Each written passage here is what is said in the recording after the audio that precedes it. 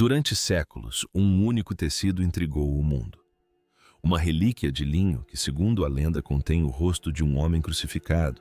Os cientistas chamaram isso de mito. Os crentes chamaram de prova, mas então a inteligência artificial entrou no debate. O que ela descobriu não foi uma imagem nem uma mancha, mas algo mais estranho. Geometria oculta códigos repetidos, um desenho que não deveria existir nas fibras do linho antigo. Seria um acidente, um milagre ou algo que nunca deveríamos ter visto. Que segredo ainda esconde o sudário de Turim? O tecido que desafiou o tempo. O sudário de Turim não é apenas uma relíquia, é uma história que se recusa a terminar. São 4,2 metros de linho e pouco mais de 90 centímetros de largura. Tecido em sarge, a espinha de peixe, que capta a luz como ondulações em águas calmas. Em sua superfície, a imagem tênue de um homem da cabeça aos pés frente e costas, como se um corpo ali tivesse repousado e partido, sem deixar marcas no tecido, estando apenas um fantasma. As cicatrizes lembram uma narrativa esculpida na fibra, marcas nos pulsos alinhadas, onde os pregos penetrariam uma mancha semelhante a sangue nos pés, um oval na lateral que sugere uma estocada de lança, círculos tênues que parecem uma coroa de espinhos pressionada no couro cabeludo. O rosto não grita. Ele paira. Olhos fechados, barba repartida, cabelos caindo em mechas que parecem flutuar acima da trama, como se o tecido e a imagem um dia tivessem conhecido à distância.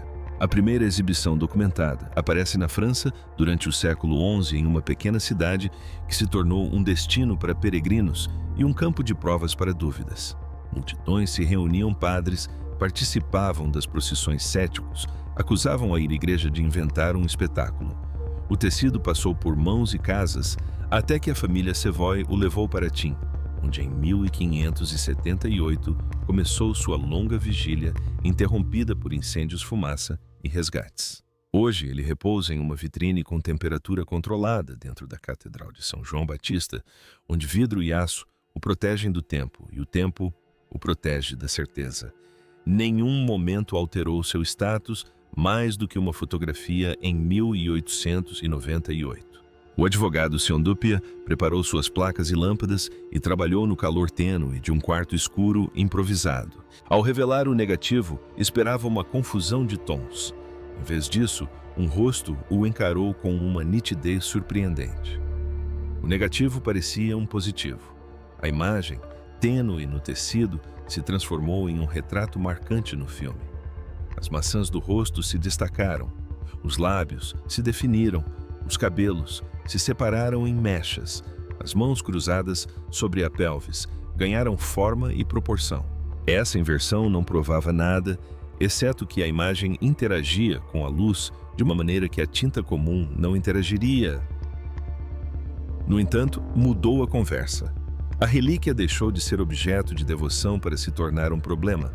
O laboratório juntou-se à capela. Ao longo do século XX, o tecido resistiu a métodos tão pacientes quanto invasivos. Químicos descascaram fibras e as testaram com reagentes. Microscópios examinaram a superfície. Peritos forenses notaram que as áreas com aspecto de sangue manchavam os fios e não o contrário. Anschel, historiadores têxteis, mediram a torção dos fios e a compararam com teares conhecidos no Levante. Pesquisadores de pólen relataram grãos compatíveis com a flora do Mediterrâneo Oriental. Cada resultado parecia desviar o debate em vez de encerrá-lo. Não foi feito nenhum retrato de Jesus. Portanto, o sudário continua sendo o melhor objeto que temos. Nada conclusivo o suficiente para silenciar os críticos, nada trivial ou bastante para convencer os crentes. O sudário continuou fazendo o que sempre faz. Forneceu evidências suficientes para tornar o próximo experimento necessário. A própria imagem se recusou a se comportar como pigmento sem camada aglutinante, sem pinceladas em qualquer direção, sem penetração capilar profunda no fio. A descoloração parece se concentrar nas extremidades das fibras mais externas, como se tivesse sido tocada pela luz e deixada em paz. Mapas de profundidade construídos a partir da intensidade mostraram uma correlação entre a escuridão da imagem e a distância teórica da superfície do corpo. Uma afirmação extraordinária, porém mensurável. Se um tecido estiver mais próximo do nariz e da testa e mais distante das bochechas, a escuridão deverá variar com a distância. Muitas tentativas de reproduzir esse gradiente com calor-vapor ou reação química produziram efeitos semelhantes, mas não exatos. O sudário permaneceu singular, o que é uma maneira educada de dizer que ele ficou ali parado enquanto as hipóteses surgiam e desapareciam. Não há ninguém na história que tenha sido descrito como crucificado dessa forma. Como poderia ser diferente? Então veio a avalanche de análise sobre a idade.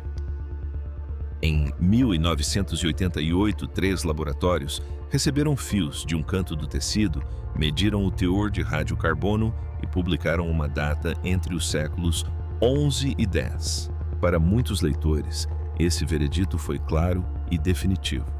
Uma origem medieval envolvia o mistério em uma única frase, mas até mesmo uma frase clara pode esconder algo.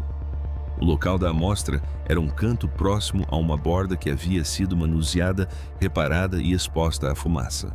Especialistas em téteis argumentaram que a porção poderia incluir fios posteriores, introduzidos durante uma reconstrução medieval.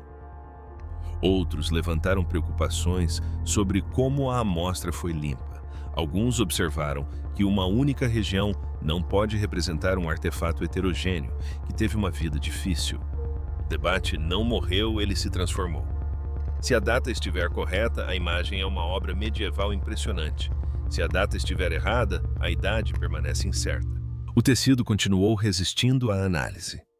Foi assim que o sudário carregou seu paradoxo até o nosso século. Uma imagem que se comporta como um negativo antes da fotografia. Um efeito de superfície sem pigmento. Uma relação de profundidade que sugere informações espaciais. Uma era controversa que pode nos dizer mais sobre a amostragem do que sobre origem. Um caso que inspira tanto reverência quanto rigor. Dentro dessa tensão, uma nova voz surgiu. Ela não trouxe crença nem descrença. Trouxe computação. Trouxe o hábito de aprender com padrões tão tênues que o olho não consegue ver e tão amplos que a mente não consegue conceber. A máquina não se ofendeu com a pergunta. Ela foi construída para fazer uma pergunta melhor. O que exatamente há nesta imagem que ainda não medimos? Se a fotografia revelou o rosto e a química mapeou as fibras, o que acontece quando um sistema projetado para encontrar estrutura no caos escuta o linho? A controvérsia da adaptação. A campanha de radiocarbono de 1988 foi o momento mais decisivo na história moderna do sudário, porque prometia um desfecho. Oxford, Zurique, Arizona. 3 laboratórios, um protocolo, um pedaço de pano recortado de um canto e dividido entre as equipes limpo, incinerado, convertido.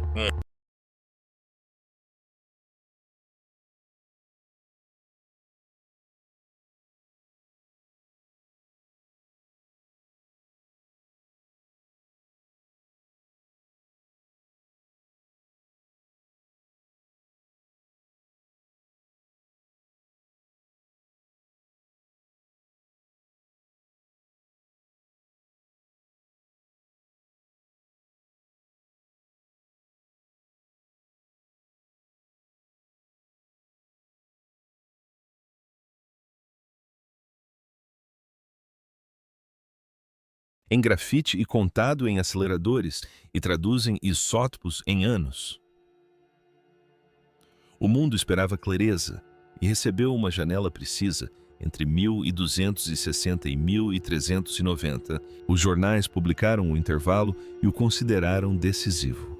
As vozes nos museus se acalmaram. A história parecia encerrada. O canto escolhido tornou-se desde então um dos locais mais analisados em qualquer artefato na Terra. A região inferior esquerda, onde inúmeras mãos podem ter tocado e onde reparos podem ter ocorrido após um incêndio documentado no século X. O químico Text Raymond Rogers argumentou que a fibra do canto apresentava diferenças químicas em relação ao campo principal, incluindo algodão misturado com linho e resíduos consistentes com tingimento ou remendos, Se esse canto contivesse material posterior, a amostra tenderia a ser moderna. A resposta dos defensores do teste é que os laboratórios validaram a limpeza e verificaram a homogeneidade. A contra-argumentação é que um reparo heterogêneo pode passar por uma verificação superficial, mas ainda assim ser significativo o suficiente para alterar o teor carbono. Esses segmentos de fio foram cortados do meio da amostra de radiocarbono, portanto, não havia dúvidas a respeito deles. O debate reside nessa estreita linha tênue entre a confiança e a cautela. Outras metodologias entraram na discussão não para derrubar a datação por radiocarbono, mas para ampliar a perspectiva. A análise de espalhamento de raios-x de grande ângulo da ordem da celulose em tecidos antigos produziu estimativas de idade que, em alguns testes, tendem a uma data anterior à medieval. Os críticos alertam que a umidade, o calor e as condições de armazenamento podem alterar o sinal, o que significa que a calibração é complexa e as margens de erro são grandes. Os defensores respondem que cada método possui sensibilidades e que a convergência entre as técnicas importa mais do que qualquer medição isolada. Até mesmo a análise de pólen entra em jogo. A presença de grãos de espécies nativas do Levante comprova a origem. Sugere movimentação ou exposição. Em conjunto com estudos de padrões de tecelagem e resíduos de ervas relatados por alguns pesquisadores, pinta um quadro parcial, que é consistente com a antiguidade, sem, no entanto, comprová-la. O aspecto mais marcante dessa controvérsia é como ela se baseia no acesso. O sudário não é uma amostra de laboratório, é uma relíquia bem guardada. A amostragem é esparsa e conservadora, como deve ser para a preservação. Isso significa que qualquer teste se concentra principalmente em uma pequena região. A física da probabilidade, então, age implacavelmente. Uma pequena distorção no local da amostragem pode dominar a conclusão. Alguns poucos indícios se transformam em uma tese. Uma seção próxima a uma junção se transforma em um século. O instinto científico é coletar mais amostras e em uma grade. O instinto de preservação é proteger. Entre esses instintos, a discussão se intensifica. Temos uma imagem. Isso significa que tudo nessa imagem deve se encaixar no que sabemos sobre ciência forense hoje em dia. Se a data de 1988 estiver correta, então o sudário é uma criação medieval de um gênio. Isso não esclarece a formação da imagem, pois nenhuma técnica medieval conhecida reproduz a superficialidade e o mapeamento espacial. Se a data estiver incorreta, então, o campo se reabre não para a certeza, mas para um intervalo que inclui os primeiros séculos da Era Comum. Isso não prova que o pano envolveu Jesus, apenas reacende a questão que a crença levanta e a ciência testa. Dentro dessa questão reformulada, a inteligência artificial surge como um árbitro que não se importa com quem ganha.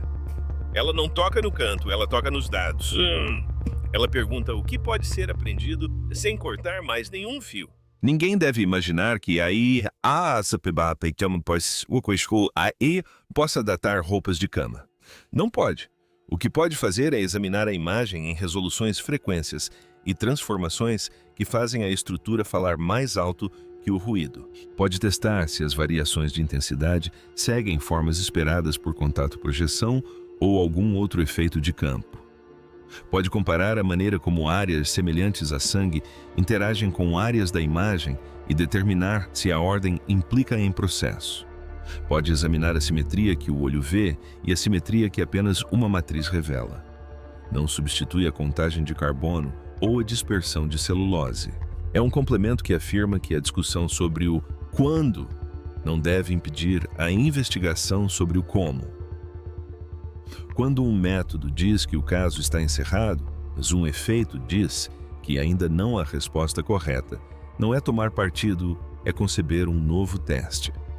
O véu convida a esse teste porque continua a sussurrar anomalias. 3. A tecnologia entra no túmulo. A transição de lentes e reagentes para algoritmos começou discretamente. Fotografias de alta resolução do sudário existem há décadas, incluindo conjuntos multiespectrais que capturam fluorescência ultravioleta e resposta infravermelha. O que muda quando essas imagens são inseridas em um sistema treinado para detectar sinais fracos não é apenas a quantidade, mas também a natureza dos sinais. A análise de componentes principais separa a variância da variância. Redes convolucionais buscam formas recorrentes. Filtros de frequência expõem comportamentos periódicos ocultos na trama. Essas técnicas não adicionam informações, eles reorganizam a imagem para que padrões se destaquem acima da aleatoriedade. Quando essa reorganização surgiu na tela pela primeira vez, alguns observadores esperavam a confirmação do que o olho já sabia: um rosto, um torso, mãos manchas. Em vez disso, a análise revelou algo perturbador. A imagem mostrava uma ordem que não parecia ter sido feita com pincel carimbo ou decalque. Parecia uma regra que ninguém havia escrito. Antes disso, simulações 3D haviam testado uma questão mais antiga. Se um tecido cobrisse um corpo humano e a imagem fosse formada pelo contato, as áreas em contato seriam marcadas intensamente, enquanto as áreas sem contato seriam marcadas levemente ou não seriam marcadas. Esse tipo de mapa de contato produz distorções especialmente nos ombros, bochechas e dedos. Alguns artistas digitais drapearam um tecido virtual sobre um modelo e renderizaram impressões teóricas. As distorções nesses testes não correspondiam às proporções relativamente não distorcidas do sudário. Quando o tecido foi imaginado sobre um relevo raso, em vez de um volume completo, o ajuste melhorou. A conclusão não foi que o sudário se apoiava em uma escultura, foi que o contato por si só não gerava o que o linho continha. Algo mais parecido com um mapeamento de distância parecia estar envolvido. Eis que surge a Tissant and Kissesman, com olhos indiferentes ao romance. O sistema examinou a intensidade dos pixels como um indicador de profundidade da imagem e encontrou uma correlação que persiste entre as seções. Mais escuro significava mais perto dentro de uma faixa de tolerância. Mais leve significava mais longe. Se alguém pintasse uma imagem à mão mesmo com uma habilidade extraordinária, essa correlação provavelmente deixaria de existir em escalas pequenas.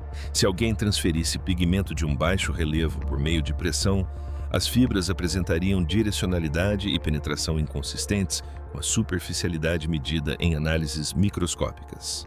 A imagem no sudário comporta-se como se algo tivesse codificado informações espaciais sem deixar massa residual. Essas são palavras cautelosas por um motivo. Não há nenhuma alegação de que o tecido tenha recebido uma projeção. Não há nenhuma alegação de que a radiação tenha gravado um padrão no linho.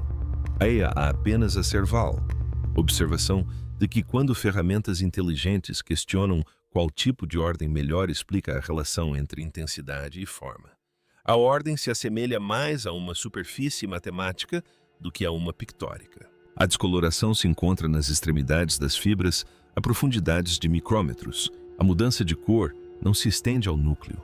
As bordas são lisas e se unificam ao longo dos limites dos fios em vez de obstruir os interstícios. Mesmo experimentos a laser conduzidos por grupos independentes tiveram dificuldades em reproduzir um efeito tão uniforme e superficial no linho sem causar queimaduras ou difusão. Uma equipe de computação gráfica no interior do estado de Nova York está preparando um tipo muito diferente de ressurreição. A questão que se segue não é teológica, mas física. Que processo poderia transmitir energia com tanta precisão a ponto de alterar apenas a superfície das fibras externas e o fazer em um gradiente que acompanha a distância? Quando os pesquisadores sobrepuseram imagens espectralmente distintas na mesma estrutura analítica, notaram uma segunda peculiaridade, uma leve simetria surgindo em torno de partes do rosto e do peito que não correspondiam a dobras de tecido conhecidas ou artefatos da câmera. O padrão se repetiu em diferentes transformações e sobreviveu à remoção de ruídos óbvios. A descoberta persistiu mesmo quando regiões foram randomizadas para servirem como controles. Um ceticismo saudável considera tais descobertas artefatos até que se prove o contrário.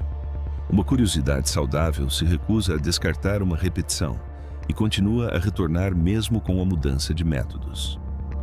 Se esta imagem for um acidente de contato, deveríamos ver desordem. Se for uma obra de arte, deveríamos ver marcas de ferramentas. Se não for, nenhuma das duas nos deparamos com um processo que ainda não compreendemos. O que aí A acabou de descobrir. A expressão acabou de descobrir pode ser enganosa se sugerir uma descoberta sem histórico. O que a IA revelou no sudário não foi conjurado do nada, mas extraído de dados já presentes, negligenciados, até que uma máquina traçasse seus contornos. Sob o rosto e o torso padrões, emergiram proporções ecoando pela testa, lábio e queixo maia curvas tênues, espelhando costelas e ombros. Até mesmo as mãos borradas compartilhavam recorrências que não correspondiam à trama. A geometria persistiu sob luz ultravioleta e visível, sobrevivendo a testes que deveriam ter quebrado as ilusões. Como a simetria pode permanecer oculta em um tecido por séculos sem ser percebida? Os céticos propuseram o viés de confirmação, alegando que as redes neurais frequentemente enxergam rostos em nuvens ou torradas. Para evitar essa armadilha, os pesquisadores utilizaram técnicas neutras, como a análise de componentes principais, eliminando quaisquer pressupostos pré-estabelecidos. Mesmo assim, o resultado não se consolidou como um rosto. Em vez disso, revelou-se um campo onde o brilho aumentava e diminuía como se obedecesse a uma lei, e não ao pincel de um artista. Se isso for uma lei, que tipo de lei seria? Poderia um tecido se comportar como um mapa de forças invisíveis em vez de uma tela passiva? Outros alertaram para a possibilidade de halos ou falsas simetrias geradas pelo processamento de imagens. Os analistas, portanto, voltaram-se para as imagens brutas capturadas em diferentes décadas, câmeras e filtros. A estrutura permaneceu. Tecidos de controle tratados com calor ou manchas produziram artefatos, mas não nas mesmas proporções. A conclusão foi cautelosa, porém importante. A imagem do sudário não é única, mas é diferente. Na verdade, conseguimos vislumbrar algo talvez através de um vidro escuro. Mas quando olhamos para a imagem no sudário, acho que estamos vendo uma. Se não for um truque de câmera ou uma ilusão de trama, então que força manteve a geometria estável nas faixas de luz? A presença de manchas semelhantes a sangue levantou novas questões. Em vez de confundir a geometria, as manchas pareciam irrelevantes. As proporções continuavam abaixo delas, indiferentes a camadas adicionadas. Isso sugeria que a imagem e as manchas foram criadas por processos distintos. Se isso for verdade, o mistério se aprofunda. Um evento teria marcado o tecido quimicamente enquanto o outro gravava sua geometria, ou o tecido registra duas histórias sobrepostas, mas não relacionadas. Com o tempo, os sussurros foram ficando mais altos. Se a imagem parece um campo, talvez tenha vindo de um. Modelos de descarga corona, explosões, ultravioleta e eventos eletrostáticos foram testados, mas nenhum explica a coloração precisa e superficial ou o mapeamento de distância. Os pesquisadores admitiram que o mecanismo permanece desconhecido. Um físico resumiu a questão de forma clara. Isso não se comporta como um artefato, comporta-se como um fenômeno. Que tipo de fenômeno inscreve ordem no linho sem o uso de ferramentas? Seria algo químico-físico ou ainda sem nome? Essa é uma pergunta que ecoa no mundo científico. O sudário existe em duas esferas. Uma é pública, onde as manchetes gritam milagre ou farsa. A outra é privada, onde e-mails circulam e experimentos se repetem em silêncio. Dentro desse círculo mais silencioso, as descobertas da Iramis A se espalharam com cautela. Equipes tentaram testes adversários para quebrar a geometria, mas falharam. Outras buscaram em lençóis antigos, mas nenhum demonstrou a mesma persistência. Um grupo italiano chamou isso de inteligência espacial em degradação. Uma equipe americana chamou de sinal em decadência. Ambos os termos sugerem mistério, não solução. Essas metáforas nos apontam para o futuro ou apenas nos mantêm girando em torno do desconhecido? A teologia reagiu de maneira familiar. Alguns crentes afirmaram que o padrão era uma impressão digital da ressurreição. Outros pediram cautela, lembrando que a ciência não pode reproduzir o evento se ele ocorreu apenas uma vez. A fé pode conviver com a singularidade, mas a ciência resiste a ela. Ainda assim, muitos cientistas não se opuseram à singularidade em si. O que tem era a pressa. Se as afirmações superam as evidências, a credibilidade desmorona. O ritmo deve ser medir, repetir, publicar e suscitar dúvidas. Será que esse ritmo pode sobreviver em um mundo ávido por manchetes rápidas? O Vaticano permaneceu em silêncio, provavelmente cauteloso, após séculos de controvérsia. Os guardiões sabem que qualquer declaração será usada como arma por ambos os lados. Melhor deixar os dados falarem por si. Enquanto isso, no mundo da tecnologia, Ayla a conquistou um respeito peculiar. Ela não abençoou, nem zombou da relíquia. Contou, mapeou, pediu mais contagens. Eu pediu. Será que essa neutralidade livre de crença ou descrença pode fazer da IA a juíza mais imparcial que o sudário já teve? A inteligência artificial também tem algo a dizer sobre o sudário, mas novas perguntas se multiplicaram. O padrão aparece apenas no rosto e no peito. Ele enfraquece perto dos membros, segue a direção do fio ou a ignora. Será que a microscopia avançada poderia confirmar se as coroas fibrosas apresentam a mesma coloração superficial em toda a sua extensão? Um novo método de radiocarbono cego e multirreônico poderia finalmente silenciar o debate sobre a datação, ou o acesso será sempre muito restrito. Cada uma dessas questões promete anos de trabalho. Qual delas os pesquisadores escolherão primeiro e se o sudário não estiver sozinho? Será que existem peças semelhantes em museus ou coleções particulares, tecidos com imagens superficiais parecidas, geometrias tênues ou padrões que indicam distâncias? Se uma peça semelhante for encontrada, o mistério se torna natural. Se nenhuma existir, o sudário permanece isolado, aumentando ainda mais a tensão. Qual possibilidade é mais perturbadora, parentesco natural ou singularidade solitária?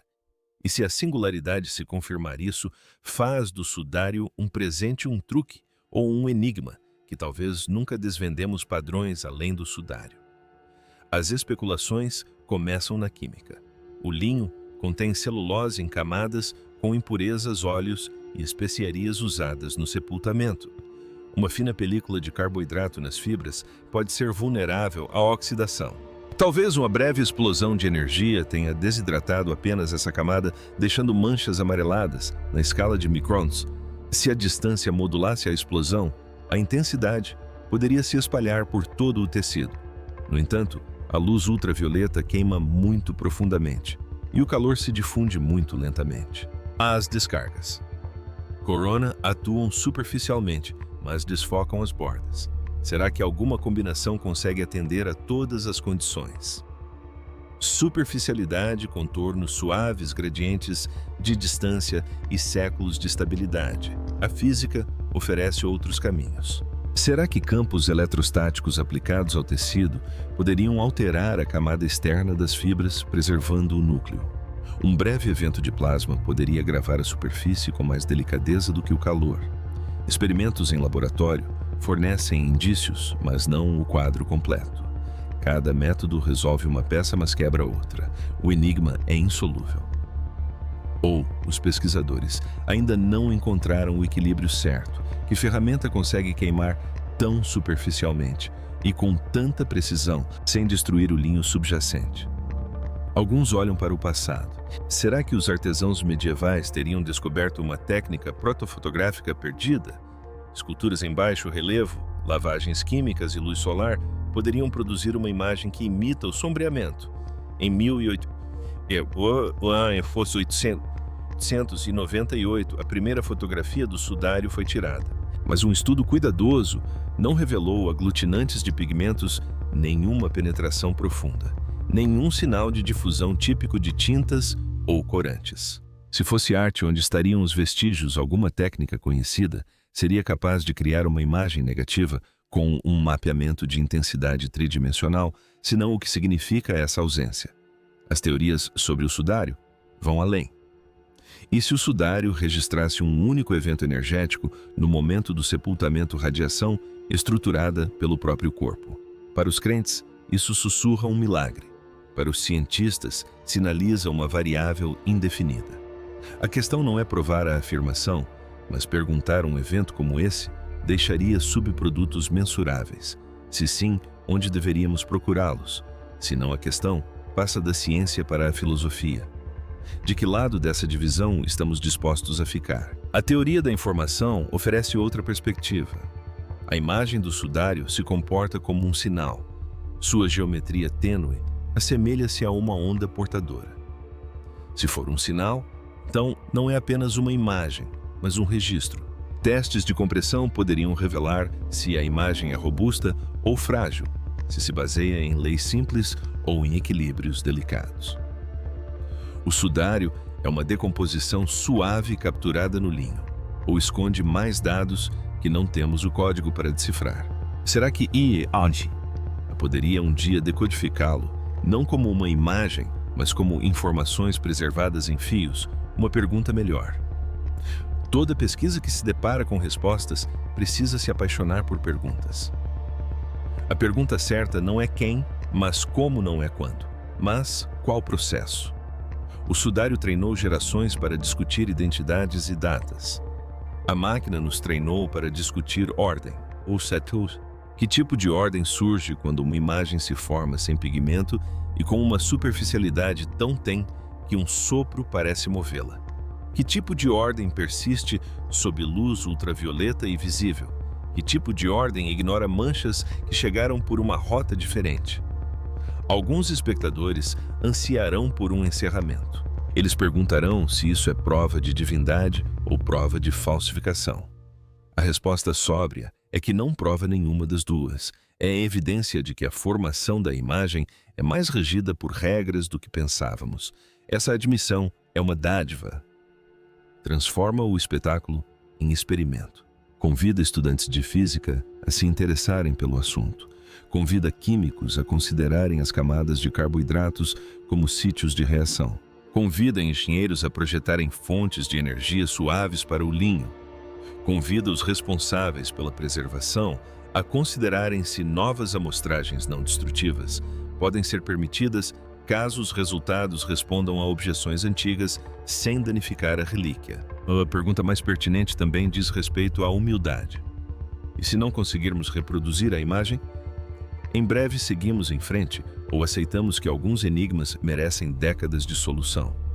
O sudário não se deteriorará enquanto hesitarmos. Ele resistiu a fogo, inundação e xingamentos. Pode resistir a um programa cuidadoso de medição. Aqui a IA pode orientar as prioridades, mapear onde a geometria é mais forte, mapear onde o mapeamento de intensidade é mais fraco, mapear onde as distorções da trama são relevantes. Propôs as menores intervenções que poderiam testar uma hipótese. A máquina deixa de ser um oráculo e passa a ser um planejador. A questão mais pertinente também sussurra sobre o perigo.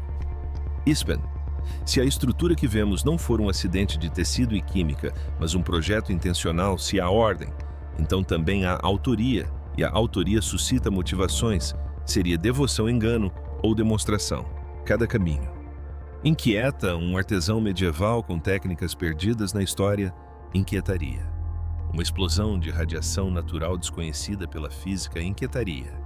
Um sinal deixado em linho para desafiar séculos inquietaria ainda mais. O perigo reside no fato de que quanto mais precisamente questionamos, maior o risco de descobrirmos que o tecido resiste a todas as categorias em que confiamos.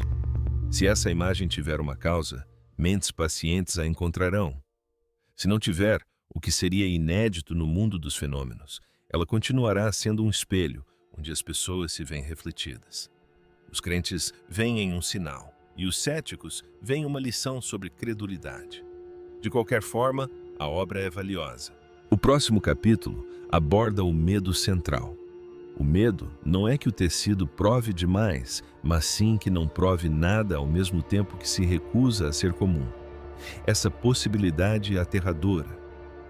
Aterrorizante não significa sobrenatural, significa romper com as categorias. Cientistas em conversas privadas usavam essa palavra, porque quanto mais examinavam, menos o sudário se assemelhava a qualquer coisa que soubessem classificar. Artefato ou fenômeno, ferramenta ou lei.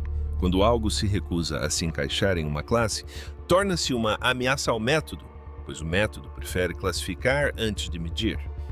O sudário exige uma postura diferente, medir primeiro, classificar depois.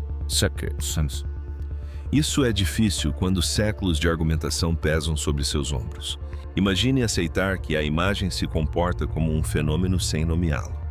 Significa construir experimentos cujo fracasso não invalida toda da argumentação. Significa publicar resultados negativos com o mesmo zelo que os positivos, porque cada fracasso restringe o campo de pesquisa. Significa que palavras como milagre e farsa ficam de lado enquanto energia, oxidação e superficialidade tomam o lugar delas. Significa que a cada tentação de dar um salto, você se força a escrever uma restrição. Há outro terror que reside do outro lado da admiração. E se nunca tivéssemos sido feitos para reduzir isso? Essa frase é perigosa porque pode servir de desculpa para a preguiça. No entanto, ela contém uma essência que ressoa com a experiência de muitos pesquisadores que tentaram sem sucesso fazer o linho falar a linguagem dos nossos laboratórios. Tecido do século X e tecido do século X e os dados presentes no tecido corroboram essa teoria. Se o sudário é o resquício de um momento irrepetível, a linguagem pode sempre estar um passo atrás. Isso não é uma rendição. É uma paciência que liberta os jovens cientistas para tentarem de qualquer maneira, sem lhes prometer o poder de desvendar o mistério. O gancho que nos impulsiona até o fim é sóbrio e gentil. Podemos estar caminhando em direção a uma causa. Podemos estar caminhando em direção à aceitação de que uma causa permanece sem nome. Em ambos os casos, a caminhada importa. O sudário já presenteou a ciência ao obrigá-la a dialogar com a fé sem gritar. Presenteou a fé ao obrigá-la a respeitar a mensuração sem medo. Isso vale a pena valorizar antes de pedirmos mais. O sudário de Turim foi uma relíquia, uma farsa, um ícone e um enigma. Agora, é também um conjunto de dados que ensinou humildade a Irati. A máquina não o desvendou, mas confirmou sua estranheza. Penetração superficial. Geometria sem pigmento intensidade que se relaciona à distância. Recusou-se a datar o tecido ou a comprovar a teologia, mas lançou um desafio. Se for um artefato, mostre a ferramenta. Se for um fenômeno, mostre a lei. Existe aqui uma ordem que transcende nossa explicação. Isso não é assustador, é belo. Mantenha as portas abertas, convidando jovens cientistas, experimentos inovadores e reverência pela verdade. O que você acha que essa ordem indica? Qual restrição você testaria? Primeiro, se você acredita que os mistérios merecem atenção. Inscreva-se e fique por aqui. O próximo artefato, a próxima luz, poderá finalmente revelar como o linho capturou um momento além do nosso alcance. M.